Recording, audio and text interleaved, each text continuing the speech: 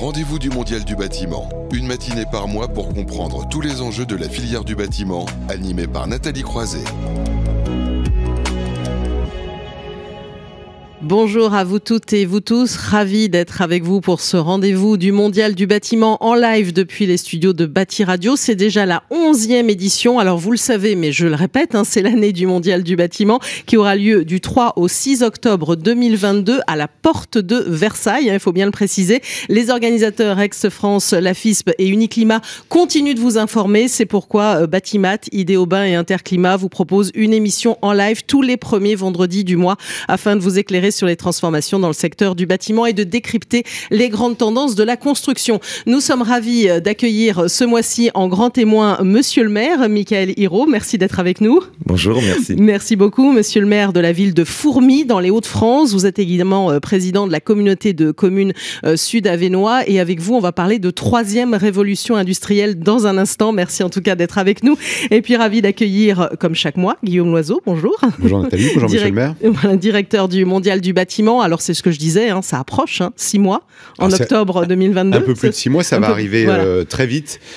Et alors vous avez fait une conférence de presse récemment, oui. Et alors il y a du nouveau aussi autour de ce mondial. Plein de choses nouvelles, vous avez bien fait de repréciser pour tous nos auditeurs Nathalie que c'est à Paris, porte de Versailles, voilà, et c'est un retour à Paris intramuros très attendu par tous les professionnels en fait et tout l'écosystème du bâtiment et de la construction.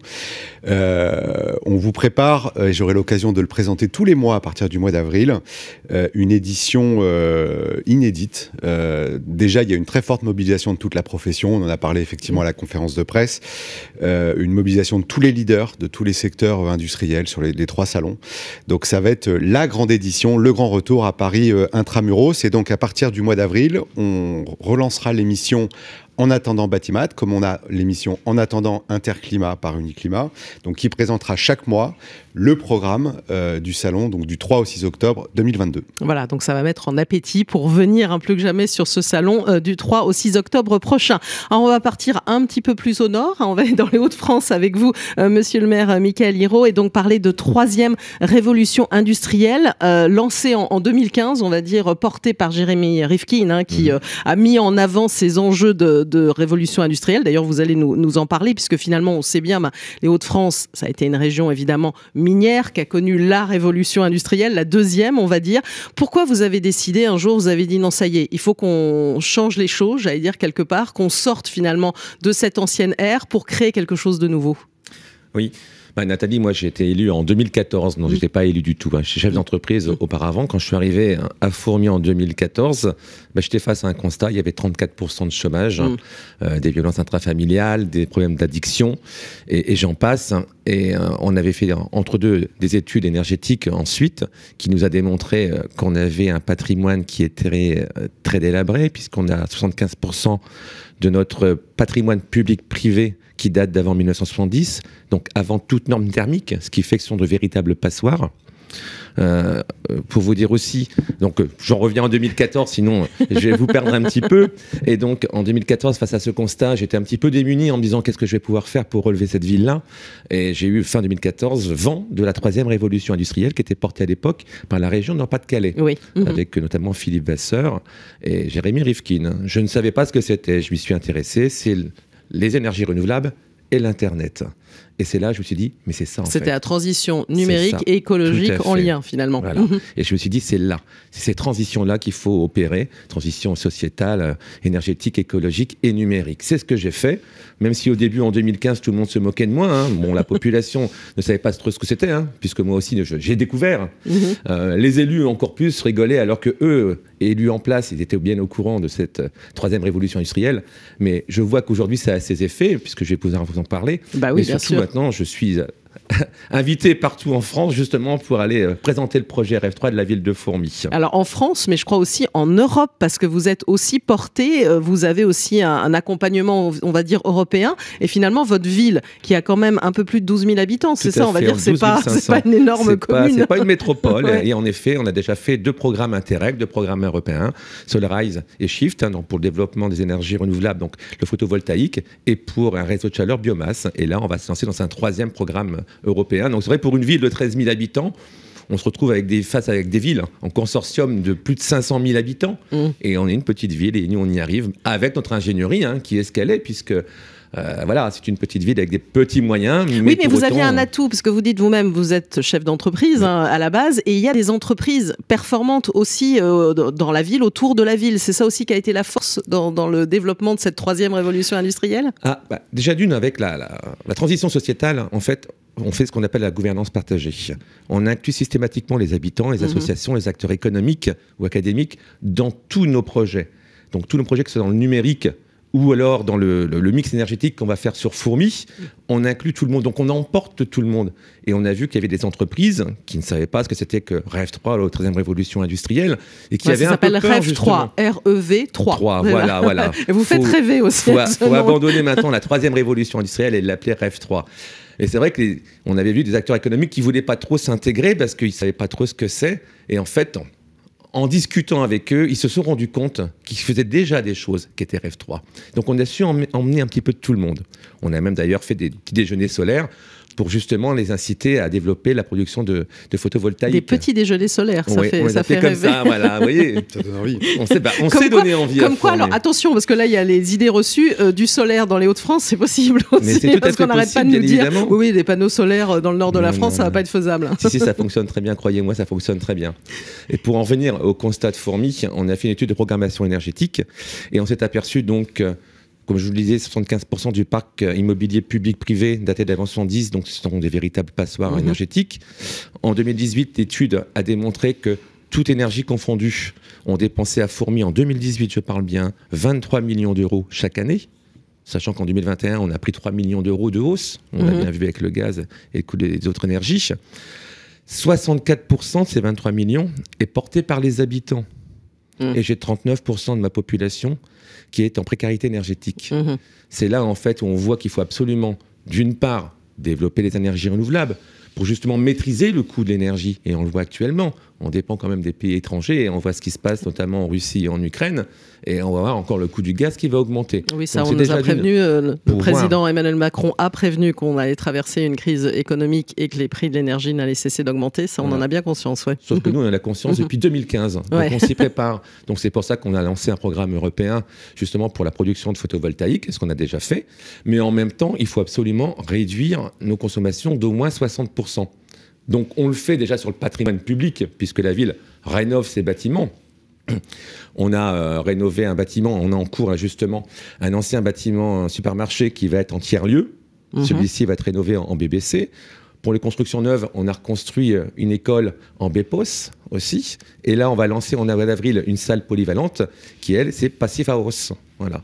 Et l'enjeu, un peu plus tard, sur un des bâtiments publics, qui est le futur centre écologique, la piscine écologique, qui, elle aussi, ça va être un défi, parce que ça va être aussi Passive House. Donc c'est un véritable défi. Mais parce que vous avez l'ambition d'être autonome en énergie en 2050, c'est ça, il faut bien le dire, il faut bien comprendre aussi ce qu'il y a comme stratégie derrière pour expliquer ces différentes réalisations. Voilà. Et donc parallèlement, sur le patrimoine aussi public, puisque je suis président d'un office public de l'habitat qui possède 1200 logements, donc j'ai 10% qui est touché par la rénovation urbaine, là en rue 2. Donc 10% du patrimoine qui va être démoli et reconstruit. Mais parallèlement, on met en place un plan de rénovation sur 10 ans de 50% du patrimoine immobilier, ce qui est énorme. C'est-à-dire que moi, sur les 10 ans, entre l'ANRU et la rénovation, mon office va dépenser plus de 40 millions d'euros, ce qui est énorme, mais on le fait. Alors on va y arriver à cet aspect financier parce qu'il est majeur. On n'arrête pas de dire aussi, et vous êtes un exemple que les élus, les régions portent la transition écologique. Il faut aussi des moyens, donc on va évidemment en parler. Je voudrais revenir sur les enjeux de rénovation énergétique. On va beaucoup en parler dans cette émission ce mois-ci, notamment le grand dossier dans un instant, avec notamment, et on l'a vu, le lancement officiel, on va dire, en janvier de France Rénov', l'idée d'un service public. Vous, déjà, il y a 4-5 ans, vous avez créé une sorte de guichet unique, on va dire de guichet énergétique. Vous avez là encore anticipé ? Tout à fait, oui, parce qu'en fait, les gens, c'est vrai, sont un petit peu perdus, ils ne savent plus où aller chercher en fait des subventions et ça peut se comprendre. Ne serait-ce que pour remplir un dossier ANA, c'est hyper compliqué. Donc, on avait créé le guichet unique énergétique où les habitants pouvaient venir voir une personne, un interlocuteur et qui arrivait à vous diriger partout et à vous aider dans le montage des dossiers. Aujourd'hui, ça a été repris par la région Hauts-de-France et la communauté de communes Sud-Avesnois. Voilà, comme quoi vous avez été précurseur, on va dire. Vous avez largement lancé tout ce guichet unique. On sait bien à quel point il est important. Alors, on s'adresse aussi ici, évidemment, aux professionnels du bâtiment, construction, architecture.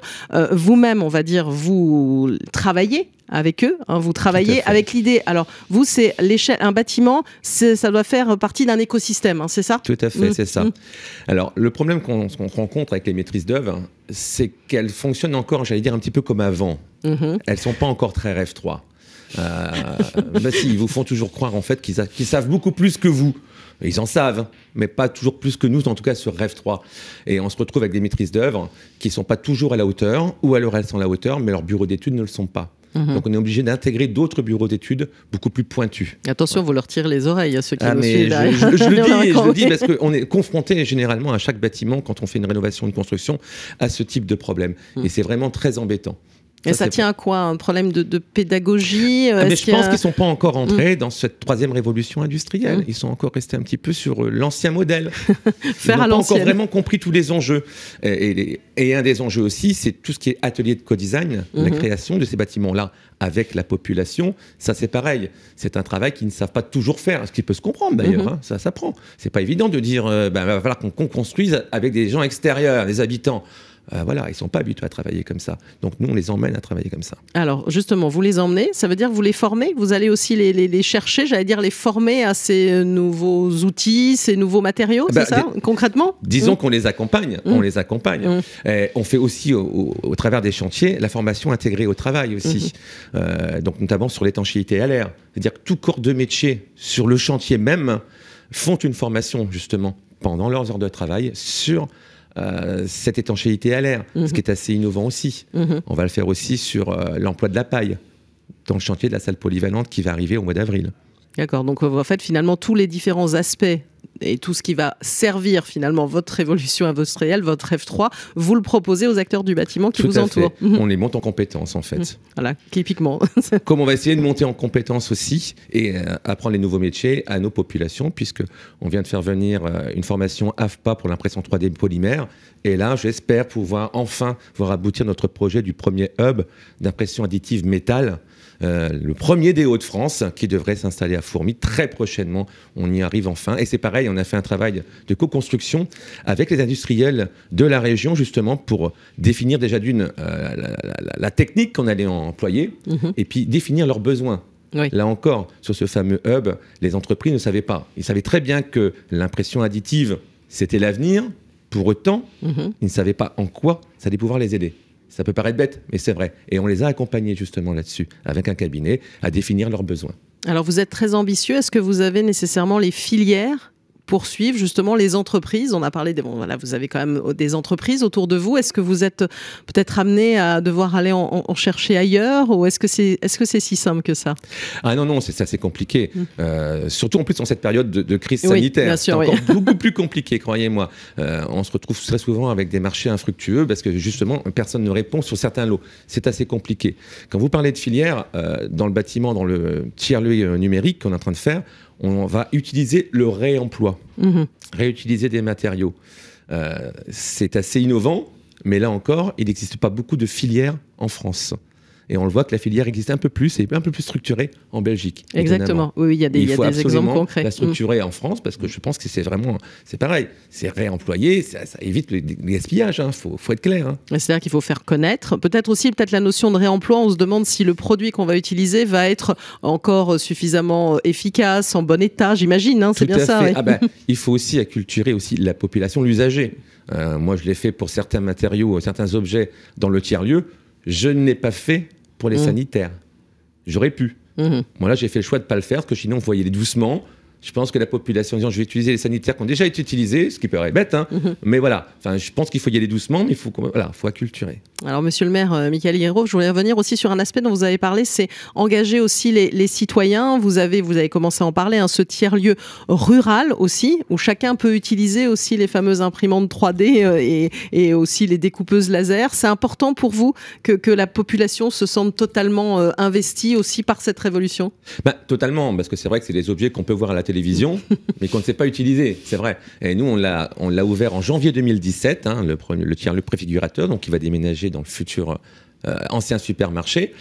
On l'a construit avec les habitants, les acteurs associatifs, hein, y compris les espaces, mais aussi les machines qu'on a intégrées. Parce que je peux vous assurer que si c'était le maire, les élus qui avaient choisi les machines dans un appel d'offres, je n'aurais pas acheté toutes les machines qui sont actuellement là.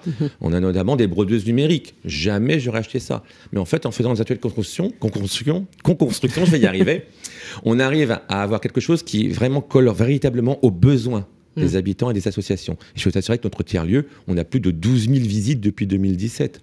On a plus de 600 adhérents, plus de 1000 ateliers. Et tout est gratuit, entièrement gratuit pour la population du Sud Avesnois. Vous venez et on vous apprend. On vous apprend. Moi, ici, à Fourmies, j'ai des fourmisiens qui savent scanner, qui savent imprimer, ils savent se débrouiller. Alors, vous parliez d'un taux de chômage, d'ailleurs, qui flirtait les 35%. Est-ce que c'est aussi l'opportunité, on va dire, de reconversion, voire d'aller vers des nouveaux métiers, peut-être aussi? En fait, vous redonnez aussi l'envie d'entreprendre aux gens. Vous leur donnez l'envie d'entreprendre.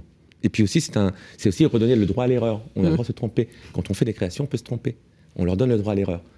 Et je sais que moi, depuis, donc on l'a créé en 2017, la REF 3, c'est depuis 2015. Le taux de chômage, vous en parliez, était de 34% en 2014. Les derniers chiffres que j'ai, c'est 2017, ils étaient descendus à 29,7. Je sais qu'ils ont encore baissé, j'attends les derniers chiffres, hein, parce que vous savez qu'on a toujours un train de retard pour avoir ces chiffres-là. Moi, je sais qu'on avait, quand je suis arrivé... en 2015-2016, nous avions des ruches d'entreprises, des tonnes d'entreprises qui avaient un taux de remplissage de 30% à peine. Depuis 2 ans, on est à on a 100% et on manque de locaux. Alors certes, ce n'est pas des grosses entreprises qui viennent à Fourmies, c'est normal.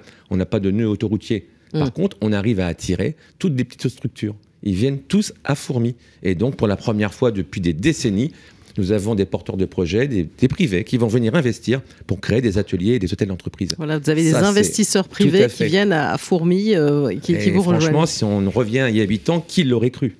Oui, donc j'allais dire, si vous faites le bilan, on va dire 6-7 ans après, il est très positif pour le moment. Ah, il est très positif. On le voit sur le taux de chômage, on le voit aussi sur les investisseurs privés qui viennent maintenant investir à Fourmies, on le voit aussi sur les habitants qui reviennent. Parce que moi, je le vois sur l'immobilier. L'immobilier, les prix commencent à monter, mais alors les transactions immobilières, ça va. Les maisons, vous les vendez très facilement à Fourmies. Une maison à 200 000 €. Alors, c'est sûr, on est à Paris. Ici, 200 000 €, ça ne vous parle pas.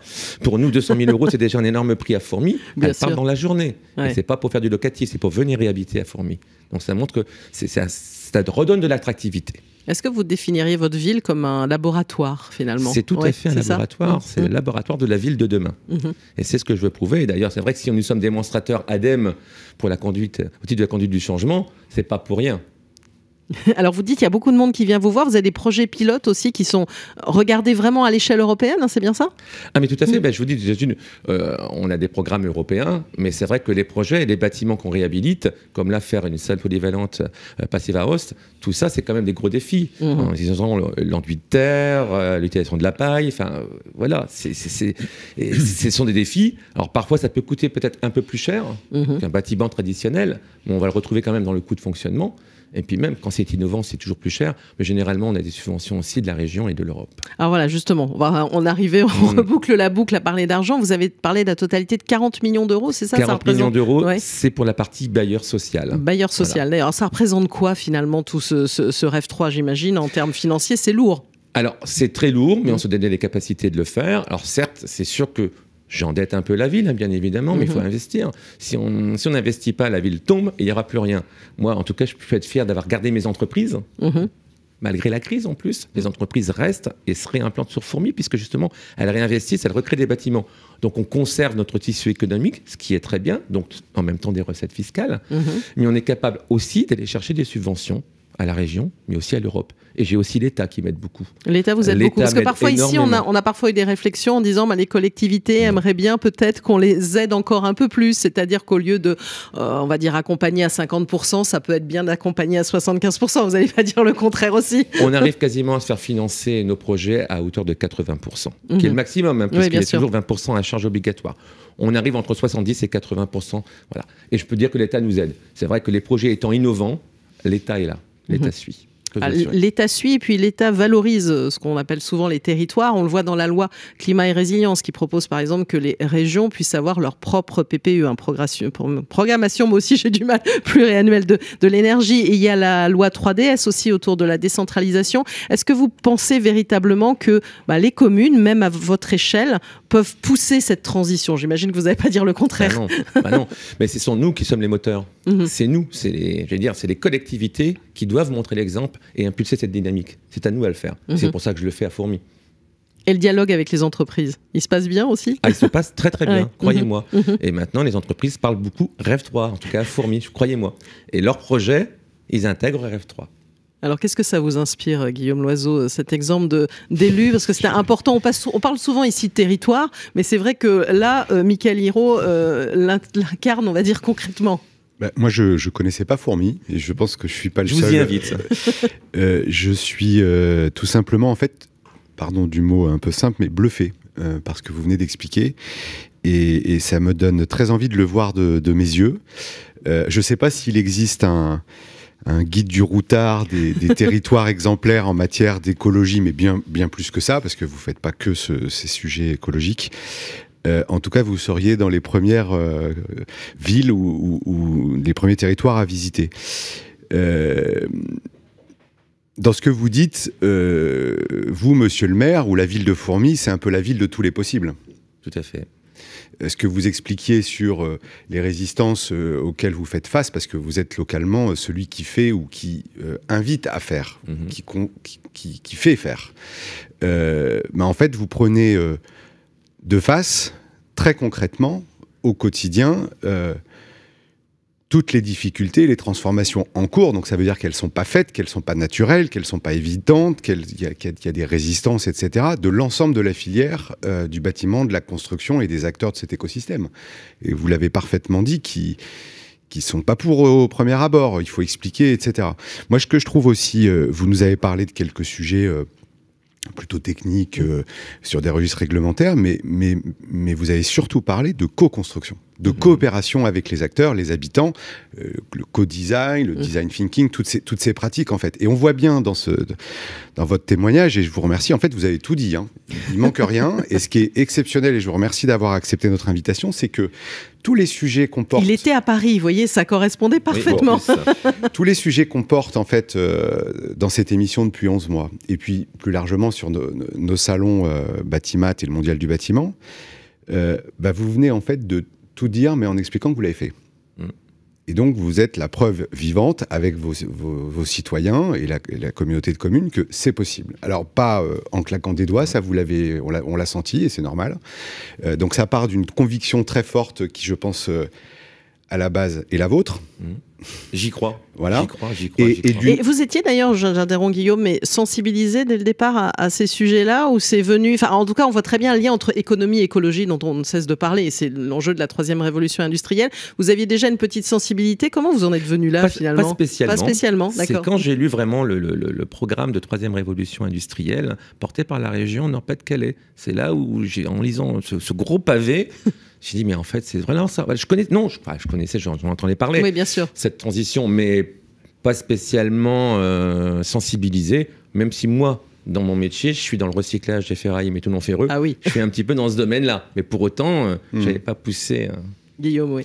Donc c'est remarquable et ça donne envie d'ailleurs d'aller de passer par Fourmi à l'occasion des vacances pour voir tout ça et d'avoir, je trouve exceptionnel en fait, affronter, le mot est un peu fort, mais je ne le prends pas au registre négatif, c'est-à-dire d'avoir fait preuve d'une conviction et beaucoup d'audace pour prendre tous ces sujets un par un et tordre le cou à toutes ces résistances qui sont naturelles, et c'est normal qu'elles existent, parce que la filière est en train de se transformer. Voilà. C'est vraiment exceptionnel. Et puis cette vision qui est tout sauf court terme, vous venez de le dire, je suis là pour investir, je suis là pour développer, pas pour faire un coup. Pour l'élection du prochain mois. Voilà, je trouve que c'est exemplaire et vous incarnez parfaitement ce rôle de grand témoin sur la place des maires dans le monde d'aujourd'hui. Voilà. D'ailleurs, au début, quand j'avais commencé à traiter de ces sujets, pour tout vous dire, j'avais langue très entreprise et je voyais arriver les collectivités dans cette histoire en me disant, mais finalement, elles sont moteurs autour de ces sujets-là. D'ailleurs, vous arrêtez pas, là, il y a le quartier REF3, là, c'est ça qui arrive, hein, parce que là, on a commencé à balayer beaucoup, on a commencé à balayer beaucoup de choses entre l'autoconsommation collective, le tiers-lieu, tout ce que vous faites, et donc quartier REF3, c'est ça? Quartier REF3, justement, quartier écologique REF3, où justement, il y aura une boucle énergétique.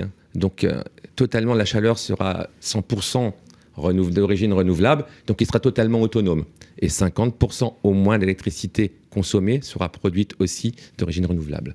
C'est une ambition qu'on s'est donnée et on va la maintenir puisque les premières constructions débuteront en 2024. Voilà, et donc ça c'est pour, disons, 2028, c'est ça l'horizon à peu près? Alors, non, je me trompe. Démarrage des travaux en 2024. D'accord, voilà. Et après on verra comment ça va se réaliser. Jusqu'en 2027 pour la fin des équipements publics, dont le centre aquatique écologique. Alors vous serez au rendez-vous de 2030, parce qu'on nous parle beaucoup des... En 2030, on sera sur la trajectoire X, Y, etc. Vous serez à l'heure, en fait, hein, à 2030, sur une logique complète sur votre territoire de décarbonation de l'écosystème de la ville. Donc c'est exceptionnel. Je ne sais pas, moi j'avais envie de vous poser la question, s'il existe d'autres, si vous aviez d'autres exemples en France de communes qui ont une démarche similaire, qu'elle s'appelle REF3. On va dire de votre taille peut-être, parce que c'est vrai qu'on a des grandes villes plus ou moins engagées. Écoutez, moi je vais vous dire, vous allez dire que je suis peut-être... chauvin, allez-y. Bon. Avoir une telle vision et travailler sur toutes les transitions, je suis persuadé qu'il n'y a que nous qui le faisons. J'en suis persuadé. Je serais curieux de savoir une autre ville qui fasse le même projet, aussi complet, travailler sur la transition sociétale, numérique, énergétique, écologique. Et surtout, vous ne le montrez pas comme une contrainte, parce que pour ceux qui nous écoutent souvent, on se dit, oh là là, si je me lance là-dedans, justement, je vais investir, est-ce que j'aurai le retour sur investissement? Là, c'est joyeux et optimiste ce que vous nous proposez finalement. Mais j'en profite en tout cas pour féliciter et remercier mes équipes au sein de la ville, hein, parce que j'impulse une dynamique, mais ce sont mes équipes, hein, tous les agents de la ville confondus, hein, dans tous les domaines, les services techniques, les services 3e Révolution industrielle, parce que, mine de rien, dans chaque projet qui est totalement différent et innovant, on essuie, comme vous le disiez tout à l'heure, les plâtres. Ça peut être parfois démotivant, c'est très compliqué. Et bien, pour autant, mes équipes techniques ne se démotivent pas. Donc je les remercie et j'en profite de cette radio pour les remercier, parce que c'est quand même grâce à eux si on réussit tout ce défi aussi. Eh ben merci en tout cas d'être venu témoigner ici, monsieur le maire Mickaël Hirault, maire de la ville de Fourmies. Maintenant, plus personne ne peut... Tout le monde va connaître Fourmies. Exactement, dans les Hauts-de-France, président de la communauté de communes Sud-Avesnois. Merci beaucoup d'être venu témoigner, un grand témoin, comme vous le dites, hein, qui a vraiment sa place et qui montre que les collectivités peuvent être porteuses sur tous ces sujets dont on traite dans cette émission. Un mot du programme, hein, puisque j'ai dit qu'on allait parler beaucoup de rénovation énergétique. Dans un instant, ça fera l'objet du grand débat. On va faire le point sur là où on en est, hein, du grand dossier. On va parler aussi formation, finalement, vous l'avez aussi évoqué, on voit bien qu'il y a beaucoup de besoins en la matière. Les formations spécifiques, ce sera dans la séquence métiers d'avenir. Et puis il y a un groupe de travail aussi consacré à la montée en compétences qui est porté par le Club de l'amélioration de l'habitat. Vous verrez ça dans la séquence améliorer nos lieux de vie. On va zoomer aussi sur une rénovation énergétique dans les territoires. Là, on ira du côté de Mulhouse avec la réhabilitation d'une école et on parlera des enjeux autour du bâti ancien. On va revenir aussi sur la réglementation, la RE 2020, qui porte aussi évidemment ces sujets-là, et on parlera des dernières avancées sur la ventilation. Vous voyez, il y a beaucoup de choses dans cette matinée. Sur l'enjeu d'avenir qui est la construction 4.0, on se posera cette question: le smart building et le hors-site font-ils bon ménage? Et puis enfin, dans la séquence tendance et design, il sera question de peinture naturelle. Vous voyez, une matinée très très riche. On va marquer une courte pause et on va se retrouver donc dans un court instant pour le grand dossier.